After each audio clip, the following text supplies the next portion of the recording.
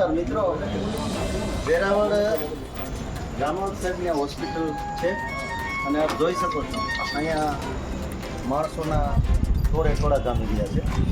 હવે સાંભળવા મળતી વિગત મુજબ પ્રભાસ પાટણના મુસ્લિમ યુવકે કોઈ ત્રાસના કારણે દવા પી અને મોતને ઘાટ ઉતરવાનો પ્રયાસ કર્યો હોય તો હાલ એમના ભાઈ છે ત્યાં હાજર છે, તો આપણે એને પૂછશું. શું ભાઈ તમારું નામ છે? અચ્છા, આજે અહીં દવાખાને દાખલ થવાનું શું કારણ?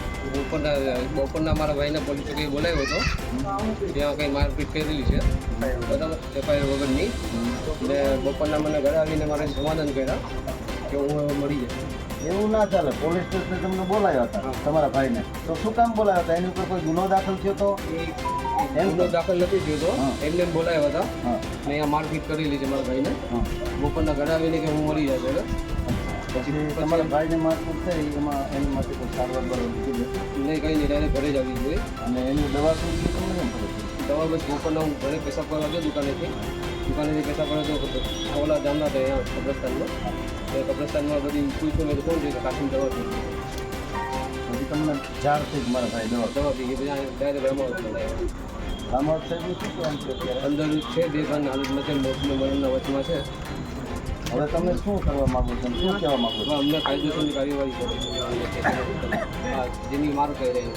અને તમારા ભાઈને જે દવા પીવાનો જે એને દવા પીવાનું કીધું એ બાબતે જવાબદાર કોણ? કોની પર જવાબદારી?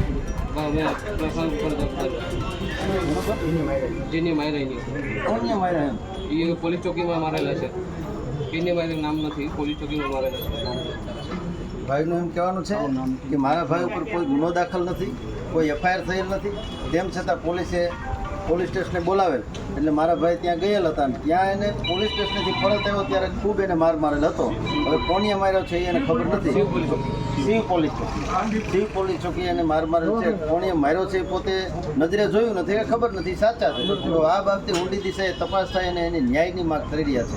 હાલ અત્યારે આપની નજર સામે જોઈ રહ્યા છો પ્રભાસ પાટણ પોલીસ સ્ટેશન અને જ્યાં મેટર બની છે અને એના હિસાબે આજે રામાવત સાહેબની હોસ્પિટલમાં આ યુવક સારવાર લઈ રહ્યો છે અને આજે આ માણસોને થોડા અત્યારે અહીંયા ઘસી આવ્યા છે.